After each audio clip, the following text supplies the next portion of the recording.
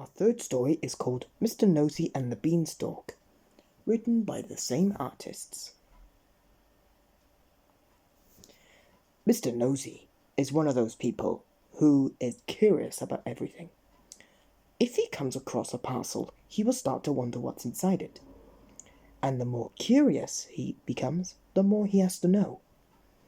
And even if it is addressed to someone else, Mr. Nosy would not be able to stop himself opening it, just to have a look. His curiosity always gets the better of him. One day Mr. Nosy was out for a walk when he met a wizard. The wizard was holding a small bag. Mr. Nosy, being Mr. Nosy, had to know what was inside. The wizard told him that it was a bag full of magic beans. Mr. Nosy had to know what the magic beans about them. He had to know what was magic about them. "I will give you one bean," said the wizard, "and if you take it home and plant it, you will find out. That is, if you're sure that you want to find out." What a silly question. Of course, Mr. Nosy was sure he wanted to find out. At home, Mr. Nosy planted the bean in his garden. The next morning, he couldn't believe his eyes. There, in the middle of his garden, was a giant beanstalk that stretched up into the clouds. As Mr. Nosy admired the beanstalk, a thought occurred to him. What could be at the top of that beanstalk? The more he thought this thought, the more curious he became. And the more curious he became, the more he had to know. So he began to climb the beanstalk. He climbed, and he climbed, and he climbed. Right up into the clouds. And when he reached the top, he could not believe his eyes, for the second time that day. There in the clouds was a giant castle. And then a thought occurred to him. Who might live in a castle in the clouds? And the thought grew into curiosity. And the curiosity got the better of him.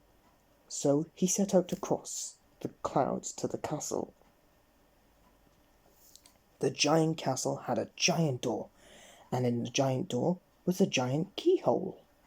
Mr. Nosy cannot pass a keyhole and resist the urge to have a peek, and this time was no different. Except that this time it was different because Mr. Nosy could fit through the keyhole. Once inside, it quickly became apparent that the who lived in the castle was a giant. Now you or I would have sensibly left as fast as we could.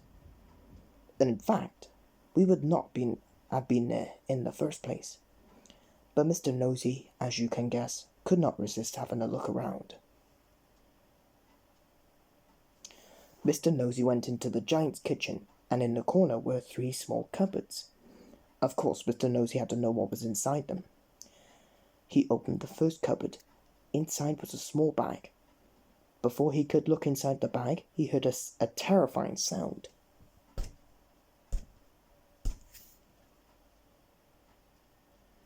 It was the thud of the giant's heavy booted footsteps, somewhere in the castle, and they were getting closer.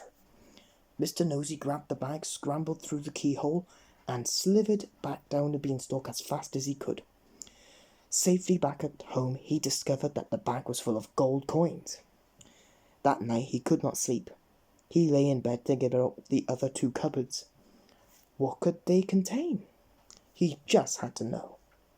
Early the next morning, back up the beanstalk went Mr. Nosy, back through the keyhole, and back to the second cupboard in the giant's kitchen.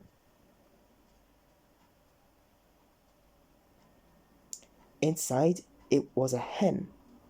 "That's curious," thought Mr. Nosy to himself, not for the first time in this story.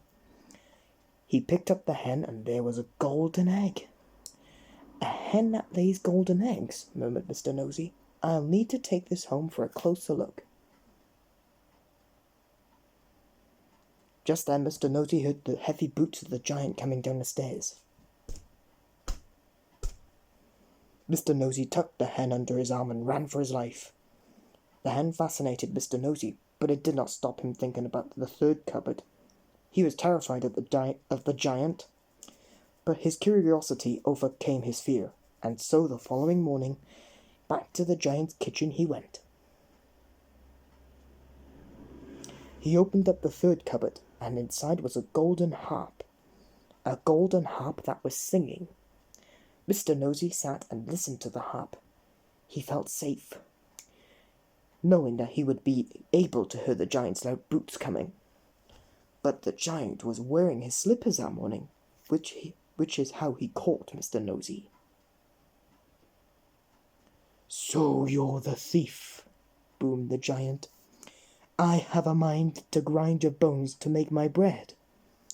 Mr. Nosy's eyes nearly popped out of his head. But I won't," continued the giant.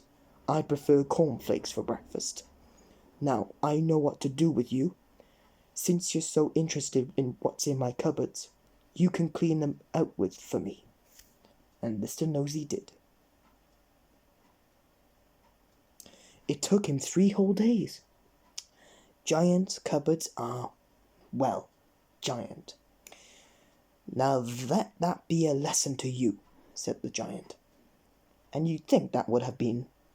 But the very next day, Mr. Nosy came upon an empty house, and the front door was open, and on the kitchen table were 3 bowls of porridge. But that's another story. Time for our top 10.